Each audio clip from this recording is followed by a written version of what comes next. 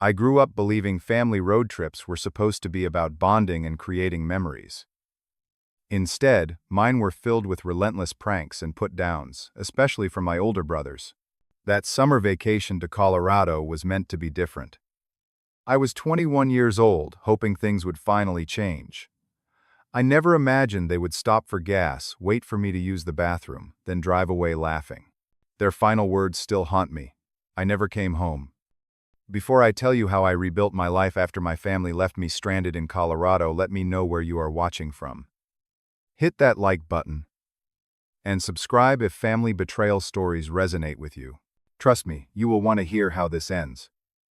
Growing up in our small Minnesota town, I was always the odd one out in my family. As the youngest of 3 brothers, I became the constant target of what my family called tough love, but what most people would recognize as bullying. My father Thomas was a hard man who believed competition built character. He encouraged my older brothers Jack and Daniel to outdo each other, and when it came to me, he looked the other way when their rivalry transformed into something much crueler. My mother Diane was no better. She would simply sigh and say, "Boys will be boys," whenever I complained about Jack putting worms in my bed or Daniel locking me in the basement for hours. It got to the point where I stopped telling her about their torments. What was the use when her response was always to tell me to toughen up? Our family dynamic was built on a foundation of humiliation disguised as humor. My sensitivity and interest in art rather than sports made me an easy target. When I won a school art competition, my brothers tore up my painting and told me real men do not paint. My father laughed and said maybe this would motivate me to try something worthwhile like football. By the time I reached college age, I had developed severe anxiety around my family. I chose a state university 4 hours away, not because it had the best program for my graphic design major, but because it was far enough from home that weekend visits were impractical. Those 3 years of partial freedom helped me start building confidence away from their constant belittling. When my father announced a 2-week family vacation to Colorado the summer after my junior year, I initially refused. I had secured an internship at a local design studio and planned to spend summer building my portfolio. But the combined pressure from my mother calling me selfish and my father threatening to cut my tuition support for senior year eventually wore me down. I reluctantly agreed to join them for what would become the worst 2 weeks of my life. The tension started building from day 1 of our trip. The 6-hour drive to our first stop in Nebraska was filled with Jack and Daniel, both in their mid-20s, and still living at home making constant jokes about my appearance, my career choice, even the way I packed my bag. My father would chuckle along while my mother stared out the window pretending not to hear. Every time I tried to change the subject or suggest a roadside attraction to visit, I was shot down. When I wanted to stop at an art museum in Denver, my father drove right past it, saying, "We are not wasting time on that nonsense." Yet we spent 3 hours at a sports memorabilia store because my brothers wanted to look at signed footballs. By day 5 of our trip, we had reached a scenic area near the Colorado-Utah border. The majestic mountains that should have inspired awe only made me feel smaller and more trapped. That morning, I had found my sketchbook floating in the toilet of our hotel bathroom. My brothers denied any involvement, and my parents suggested I had probably left it too close to the edge of the sink. We were driving through a particularly remote stretch of highway when my father announced we needed gas. He pulled into a rundown station that seemed to be the only sign of civilization for miles. While he filled the tank, I asked to use the bathroom and maybe buy some snacks. No one even acknowledged me as I walked into the station. The bathroom was around back, and by the time I returned to the front of the store with a bag of chips and a soda, something felt off. I looked outside to see our family van pulling onto the highway. At first, I thought it was a mistake, that they somehow had not noticed I was missing. I ran outside, waving my arms, yelling for them to stop. That is when I heard my father's voice through the open driver's side window carried on the dry desert air. "Let's see if he can make it back on his own. Build some character." The unmistakable sound of my brother's laughter followed as the van disappeared down the empty highway. I stood there, bag of chips in hand, watching the only transportation I had vanish into the distance. The enormity of what had just happened did not immediately sink in. This had to be a joke. They would drive a mile or two, then turn around laughing at my panicked expression. I waited 15 minutes, then 30. No van appeared on the horizon. The gas station attendant, a weathered man in his 60s named Larry, watched me pace outside for nearly an hour. Before he called out, "They are not coming back, are they?" The simple question broke through my denial. I pulled out my phone and called my father. No answer. I tried my mother, then both brothers. Straight to voicemail each time. I finally reached my mother on the 6th attempt. I could hear the restaurant noise in the background as she answered. "Mom," I said, trying to keep my voice steady. "Why did you guys leave me at the gas station?" "Oh, Heath." She sighed like I was being dramatic. "Your father thinks you need to learn some self-reliance. Just figure it out and meet us at the hotel in Grand Junction tonight." "But I do not have any money," I protested. "I only have $43 cash. My wallet with my credit cards is in my backpack in the van." "Well, that should be enough for a bus ticket. Consider this a life lesson." She hung up before I could respond. I took inventory of my situation, $43 in cash. A half-charged phone with no charger, no credit cards, and no ID, except my student ID card. I was over 1,000 miles from home in Minnesota and hundreds of miles from our vacation destination. The sun was already beginning to set and the temperature was dropping rapidly as desert night approached. Larry, the gas station attendant, could offer little help. The nearest town was Glenwood, about 17 miles east. No buses ran this route. No taxi services operated in this remote area. The next car that stopped might be hours away, and accepting rides from strangers carried its own dangers. With darkness falling and no better options, I began walking east along the highway shoulder, following Larry's directions toward Glenwood. The desert night grew bitter cold, forcing me to wrap my thin summer shirt tightly around myself. I tried calling my family several more times. Each call went unanswered. By midnight, exhausted and shivering, I had covered only about 7 miles. Headlights approached from behind, and against my better judgment, I stuck out my thumb. To my immense relief, a middle-aged couple in an RV stopped. After hearing my situation, they agreed to take me to Glenwood, though their suspicious glances made it clear they were not entirely convinced by my story. They dropped me at an all-night diner called Maggie's around 2 in the morning. With nowhere else to go, I sat in a corner booth nursing the cheapest coffee on the menu, trying to make my remaining $38 last. The waitress Sarah noticed my distress around dawn, when she found me still there staring blankly at my phone, which had finally died. The kindness of strangers can sometimes restore your faith after family has destroyed it. Sarah charged my phone behind the counter and brought me toast and eggs, waving away my attempt to pay. When I tearfully explained my situation, she did not offer empty sympathy. Instead, she offered something far more valuable, a chance. The diner's dishwasher had quit the previous day. If I was willing to work, I could earn cash under the table and sleep in the storage room until I figured out my next move. It was not charity, she insisted. It was a fair exchange. For the first time since seeing our van disappear, I felt a glimmer of hope. Over the next 3 days, I washed endless stacks of dishes, mopped floors, and took out trash. I rationed my earnings, carefully buying only a toothbrush, deodorant, and a cheap charger for my phone. Each night I called my family. Each time the conversations grew more disturbing. "You still have not made it back." My father laughed on the 3rd day. "I thought you were smarter than that. We are heading home tomorrow. I guess you will have to find your own way to Minnesota."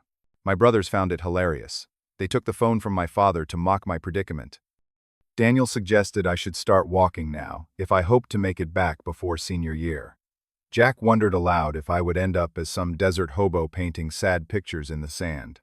The final devastating blow came from my mother.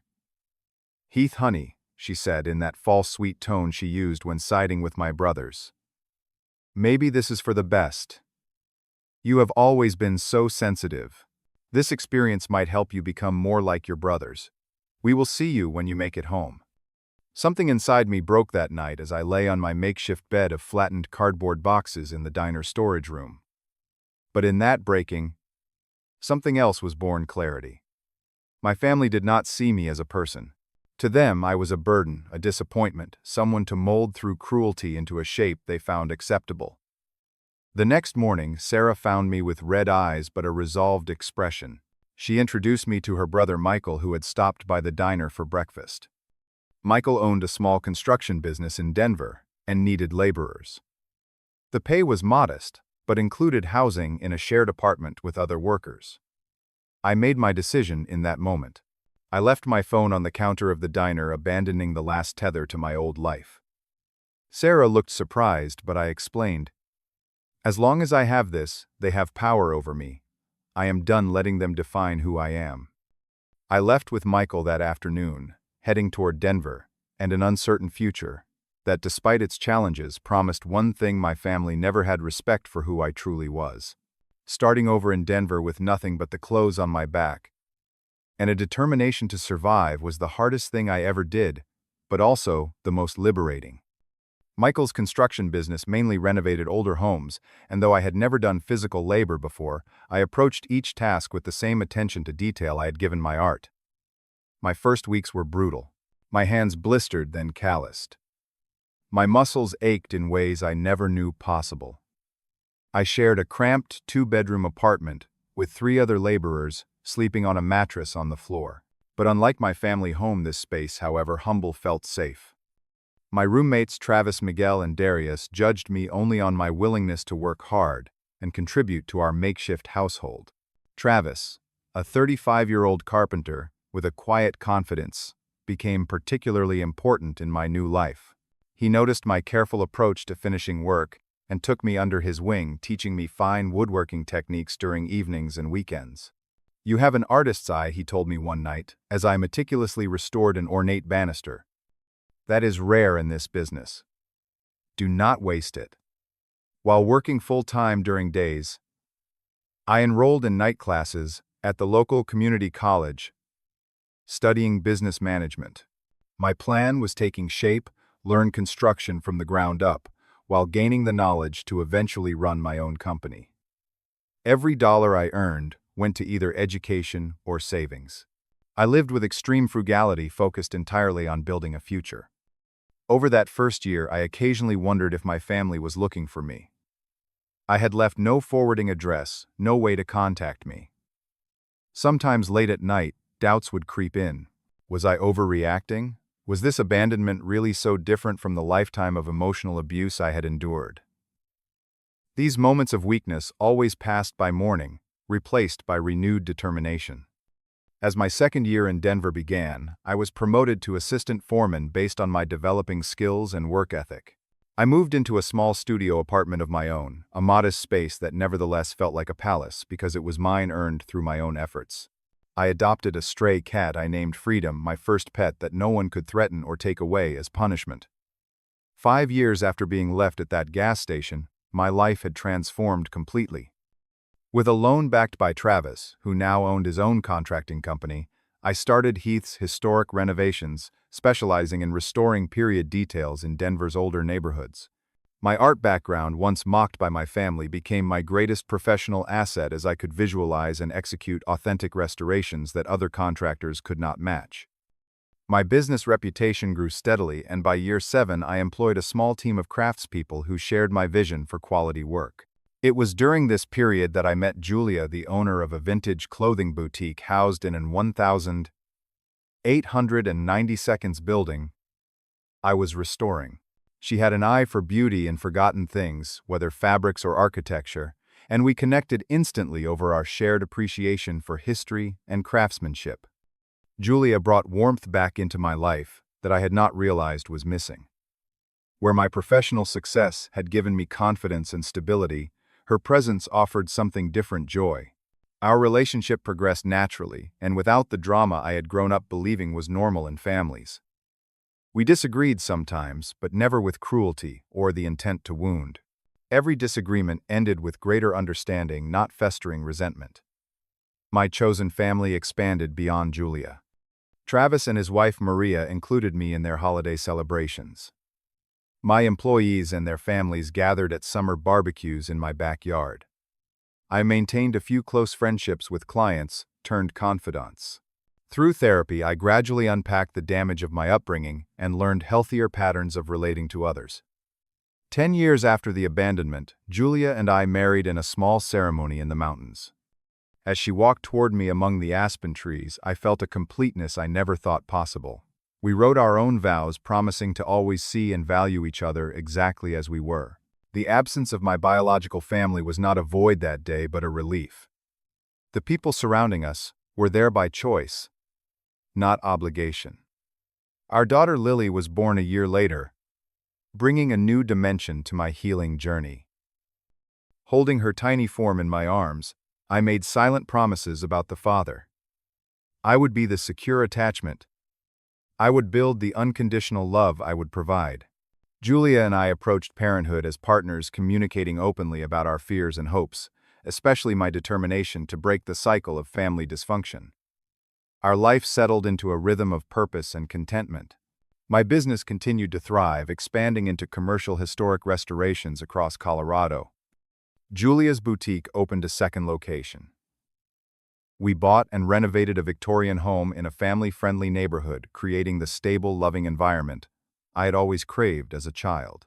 Then, 15 years after that day at the gas station, an email arrived that shattered the careful boundaries I had built around my past.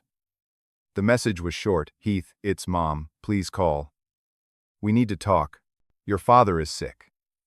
I stared at the screen for hours, unable to process the surge of emotions. How had she found me after all this time? Why now? The phone number included in the email was not one I recognized. My finger hovered over the delete button multiple times, but something held me back. After discussing it with Julia and my therapist, I finally made the call 3 days later. My mother answered immediately, her voice older but instantly recognizable. "Heath," she breathed, as if unable to believe I had actually called. "We thought you were dead." The conversation that followed revealed the fragments of my story I had never considered. After weeks of my silence, they had filed a missing persons report. When police found no trace of me, my family had eventually held a memorial service, convinced I had met with foul play after their prank. Only recently had a private investigator they hired managed to trace me through my business records and social media presence. She informed me that my father had stage 4 cancer and wanted to see me before he died. My brothers, now with families of their own, had apparently spent years regretting that day. She told me they had called my old number hundreds of times over the years. 107 missed calls in total, before the number was reassigned. The decision to return to Minnesota was not about forgiveness. It was about closure. Julia insisted on accompanying me, her presence, a constant reminder of the healthy love I now knew. We arranged for Travis and Maria to care for Lily, not yet ready to introduce my daughter to people I no longer trusted. Walking into my childhood home after 15 years felt surreal. The house seemed smaller, shabbier than in my memories. My mother, now in her 70s, with deep lines etched around her mouth, gasped when she saw me standing on the porch. Her hands trembled as she reached out, stopping short of actually touching me when she noticed my subtle step backward. My brothers arrived shortly after, both showing the effects of middle age. Jack had lost most of his hair and gained considerable weight. Daniel, still fit but graying at the temples, could not meet my eyes. The confident bullies of my youth now seemed diminished, uncertain in my presence. The power dynamic had shifted in ways none of us had anticipated. Julia squeezed my hand as we entered my father's sick room. Thomas lay propped against pillows, his once imposing frame now skeletal, consumed by the cancer that would take his life within weeks. Recognition flared in his eyes when I approached the bed. His voice, once booming and authoritative, emerged as a rasp. "You made something of yourself after all," he said, his gaze moving from my face to take in my tailored clothes, my confident posture, the beautiful woman by my side. "Good. I was wrong about you." Those words, the closest thing to an apology his pride would allow, hung in the air between us. I did not rush to ease his conscience. Instead, I simply nodded and replied, "Yes, you were." Over the next 2 days, a lifetime of unspoken truths found voice.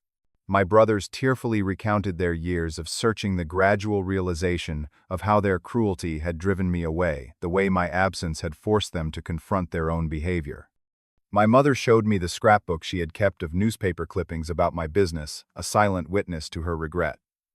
My father, in private moments when the others left us alone, spoke more candidly than he ever had. The cancer had stripped away his defenses along with his strength. "I was hard on you because I did not understand you," he admitted. "I was afraid you would be hurt by the world if you stayed sensitive. I thought I was preparing you, but I was just being a coward. I could not accept a son different from what I expected. I did not offer easy absolution. Instead, I told them the truth of my life after abandonment. The struggle, the rebuilding, the success I had achieved. Not because of their tough love, but in spite of their cruelty. I showed them pictures of my family, my business, the life I had created without their help or influence." On the final evening before our planned departure, my mother asked if they would ever meet Lily. The question hung heavy with implication, a test of whether any relationship might be salvaged from the wreckage of our past. "That depends," I told her calmly. "There are conditions. You will never be alone with her. You will respect Julia and me as her parents. You will never ever use humor to disguise cruelty. One violation of these rules means permanent separation. My daughter will never experience what I did." The boundaries I set were not negotiable, and for perhaps the first time my family recognized the steel beneath my calm exterior. This was not the sensitive boy they could push around, but a man who had built himself from nothing after they had taken everything. We left Minnesota with tentative plans for a short visit in the spring, enough time for them to meet Lily under controlled circumstances. My father died 3 weeks later. I attended the funeral with Julia, but felt oddly detached from the proceedings. The man being eulogized seemed like a stranger, not the towering figure who had dominated my youth. In the months that followed, I maintained limited contact with my mother and brothers. Our relationship would never be close, never fully healed, but it had transformed into something new built on mutual respect rather than obligation. They had learned too late that family bonds must be earned, not demanded. The greatest gift of my journey was the clarity it brought to my own role as a father. Each time Lily accomplished something new, each time she showed sensitivity or creativity, I celebrated these qualities, rather than trying to change them. When she made mistakes, I guided her with patience, not humiliation, disguised as teaching. 15 years after being abandoned in Colorado, I had found freedom, not just in escape, but in creating a different kind of family. One based on acceptance rather than conformity support. Rather than competition love, without conditions. The healing was not in forgiveness, but in building something better than what had been broken. The road trip that was meant to break me, instead, became the first step on a journey to becoming whole. Sometimes walking away is not giving up but moving forward. Sometimes the family we choose matters more than the family we are born into. And sometimes being left behind is actually being set free. Have you ever had to make the difficult choice between toxic family relationships and your own well-being? What would you have done in my situation? I would love to hear your thoughts in the comments below. If this story resonated with you, please like this video and subscribe to the channel for more real-life experiences about overcoming family trauma and building a better future. Share this with someone who might need to hear that sometimes walking away is the first step toward finding peace. Thank you for listening to my story. And remember, you always have the power to rewrite your own ending.